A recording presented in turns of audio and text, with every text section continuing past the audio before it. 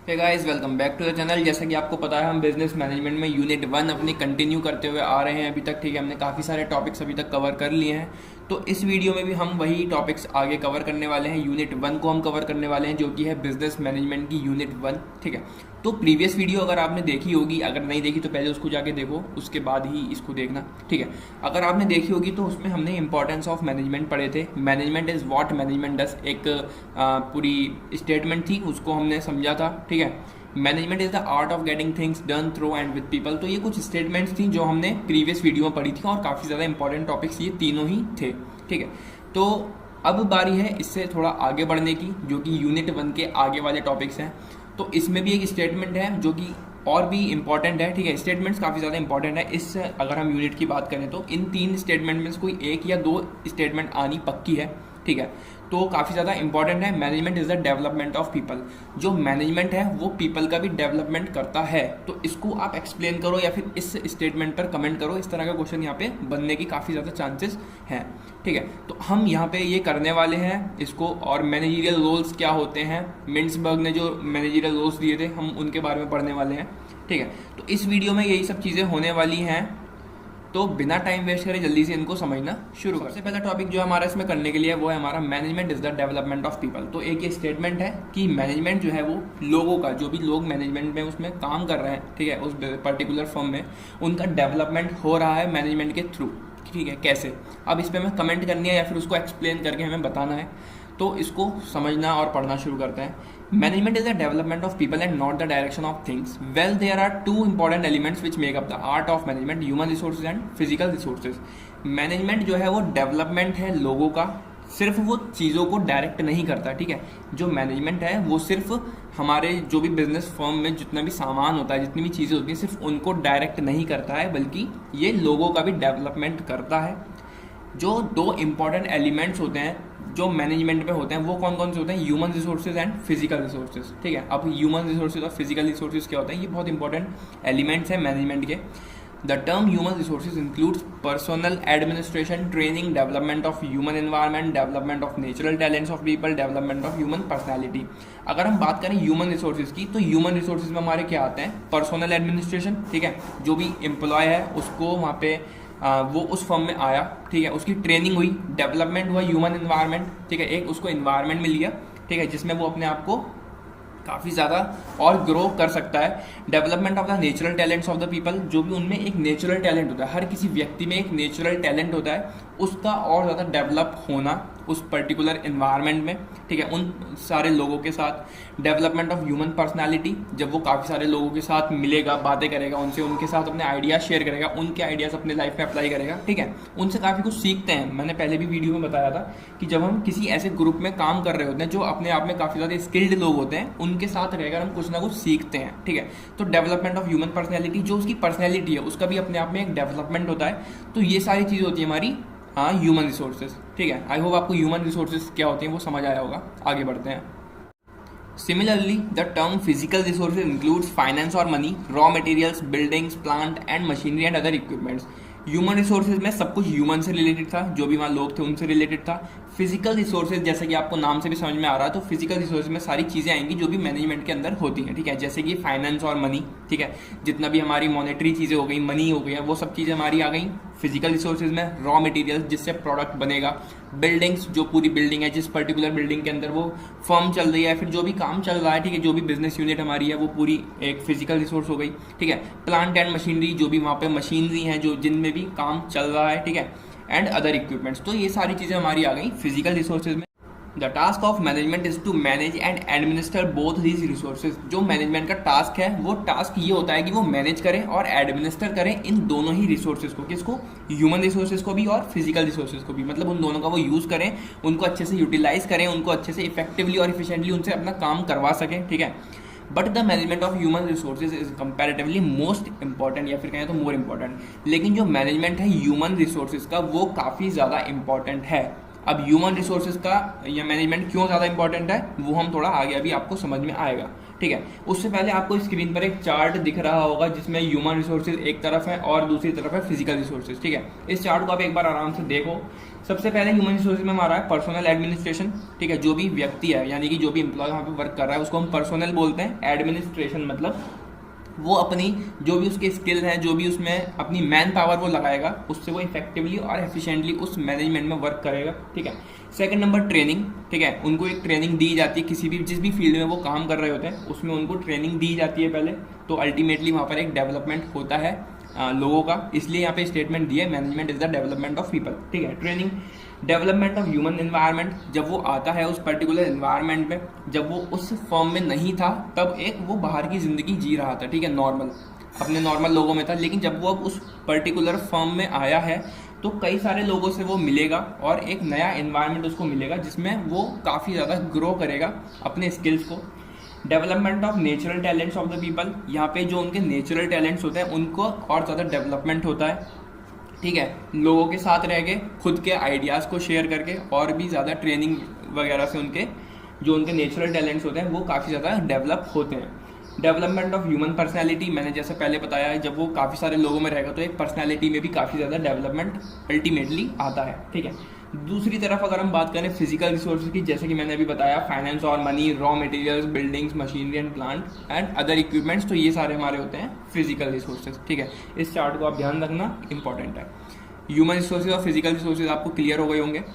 Physical resources which ultimately accelerate productivity, जो physical resources होते हैं जैसे कि हमारे finance, money, raw material, building, plant and machinery, ये एक्सेलरेट करते हैं प्रोडक्टिविटी, ठीक है। जो प्रोडक्टिविटी जो भी हम प्रोडक्शन वहाँ कर रहे हैं उसको एक्सेलरेट करेंगे, मतलब काफ़ी ज़्यादा बढ़ाएंगे उसको।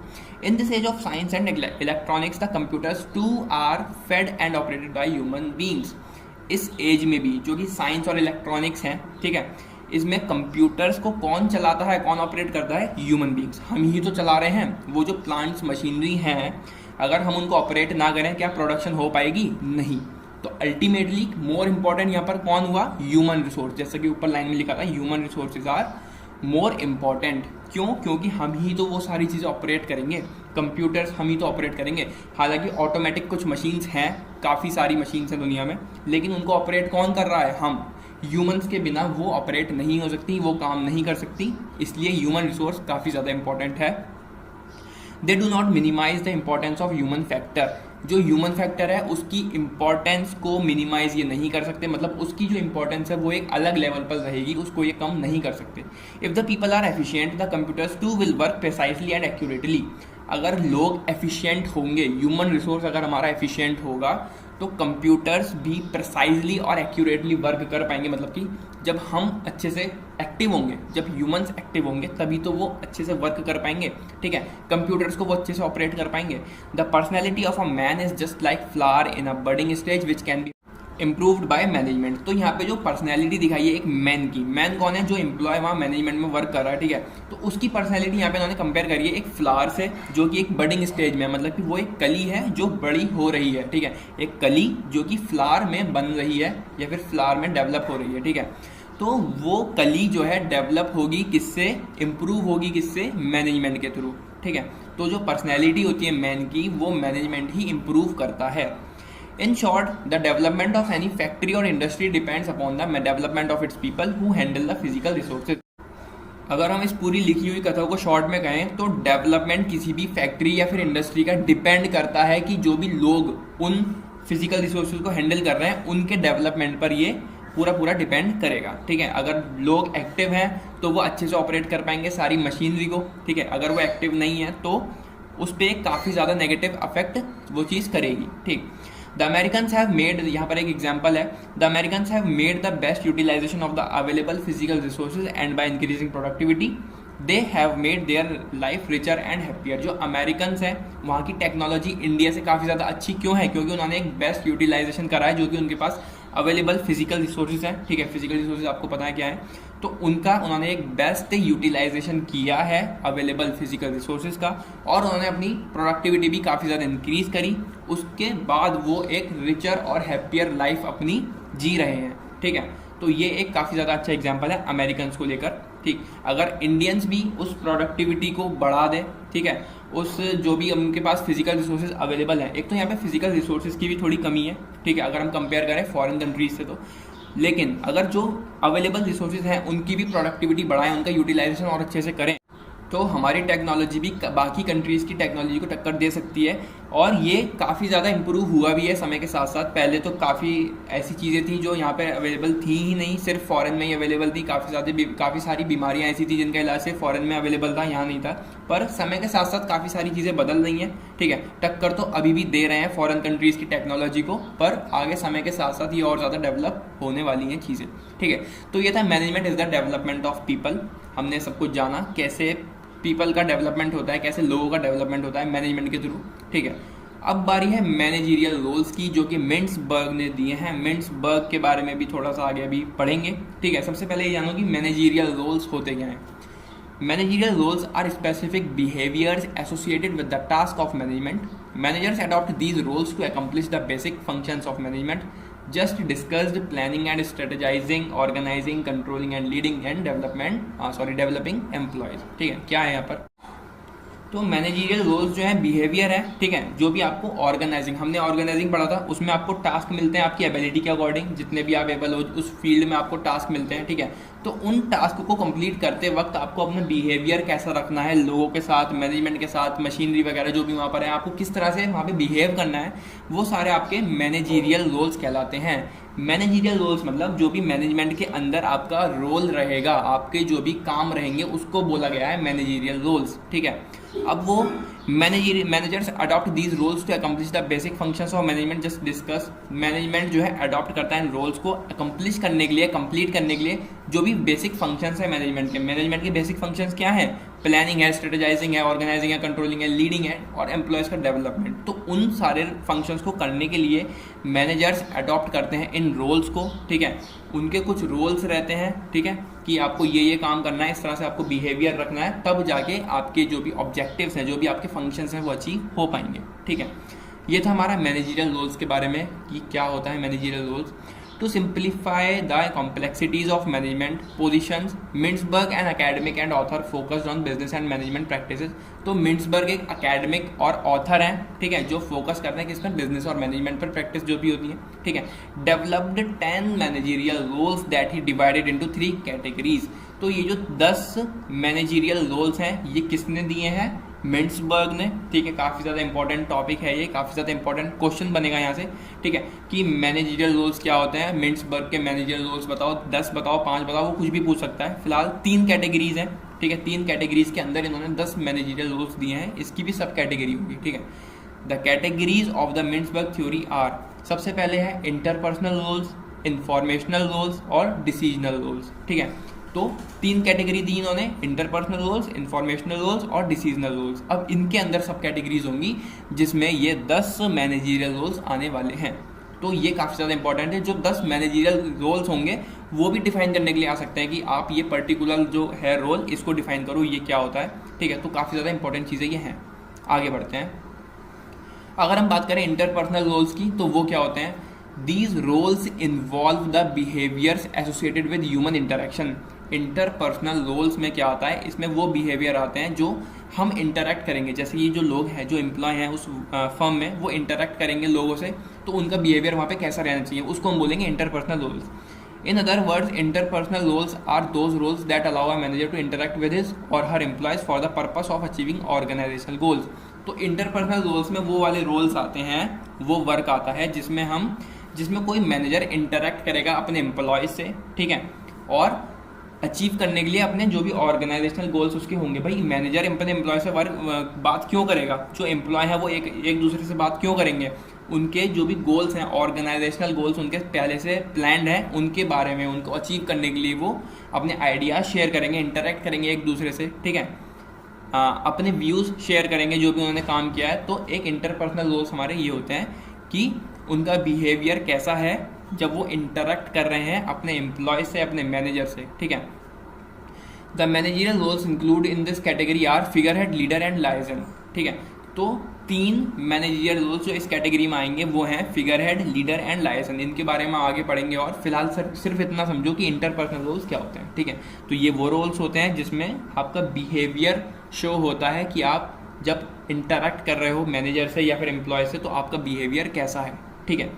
ये था हमारा इंटरपर्सनल रोल्स। बाकी आगे देखते हैं इंफॉर्मेशनल रोल्स, ठीक है। This category represent situation when a manager generates, receives और share knowledge with employees and higher level colleagues to accomplish objectives.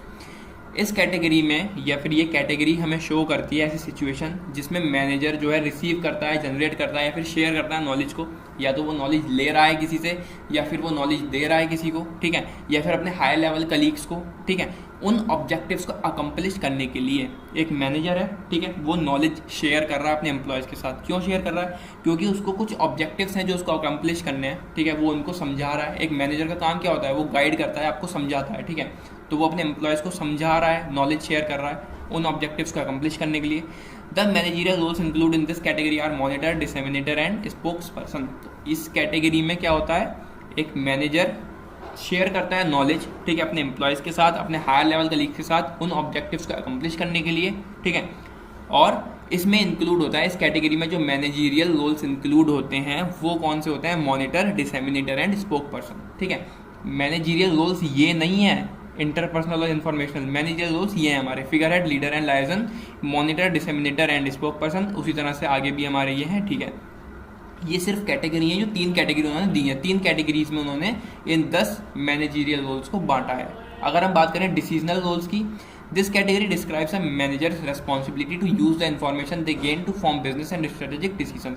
तो ये कैटेगरी डिस्क्राइब करती है कि मैनेजर की रिस्पॉन्सिबिलिटी क्या है, उसकी रेस्पॉन्सिबिलिटीज़ को ये डिस्क्राइब करती है। To use the information they gain to form business and strategic decisions, कि जो भी उसके पास इन्फॉर्मेशन है वो उसको यूज़ करे बिजनेस को फॉर्म करने के लिए, उस बिजनेस को बनाने के लिए, उसकी ग्रोथ के लिए, और स्ट्रेटेजिक डिसीजंस ले कि अब उसकी स्ट्रेटेजी आगे क्या रहने वाली है, उससे रिलेटेड वो डिसीजंस ले, ठीक है। The managerial roles include in this category are entrepreneur, ठीक है, disturbance handler, resource allocator and negotiator. अब देखो कितने मैनेजरियल रोल्स हो गए तीनों कैटेगरी मिला के। फिगर हेड, लीडर, लाइसेंस 3, 4, 5, 6, 7, 8, 9, 10, तो पूरे 10 मैनेजरियल रोल्स जो कि 3 कैटेगरीज में दिए हैं वो हमारे ये हैं, ठीक है। दोबारा समझो, इंटरपर्सनल, इन्फॉर्मेशनल और डिसीजन। इंटरपर्सनल में क्या होता है? वो बिहेवियर देखा जाता है इंसान का जब वो इंटरैक्ट करेगा लोगों के साथ, ठीक है, इंटरपर्सनल रोल्स में। इन्फॉर्मेशनल रोल्स में क्या होगा? मैनेजर जो भी रिसीव करेगा नॉलेज या फिर शेयर करेगा नॉलेज, वो एम्प्लॉयज़ के साथ शेयर कर रहा है, हायर लेवल कलीग्स के साथ शेयर कर रहा है उन ऑब्जेक्टिव्स को अकम्प्लिश करने के लिए। डिसीजनल रोल्स में क्या होगा? मैनेजर्स की रेस्पॉन्सिबिलिटी देखी जाएंगी, ठीक है, वो उस इंफॉर्मेशन को कैसे अपने बिजनेस को और ज़्यादा गेन कर सकते हैं उस इन्फॉर्मेशन के थ्रू, ठीक है, और स्ट्रेटेजिक डिसीजंस वो लेंगे इस कैटेगरी के अंदर, ठीक है। तो ये थे हमारे 3 कैटेगरी जो कि मैनेजरियल रोल्स के बारे में हमने जाना, और मिंट्सबर्ग ने 3 कैटेगरीज दी हैं, उन 3 कैटेगरीज के बारे में हमने जाना।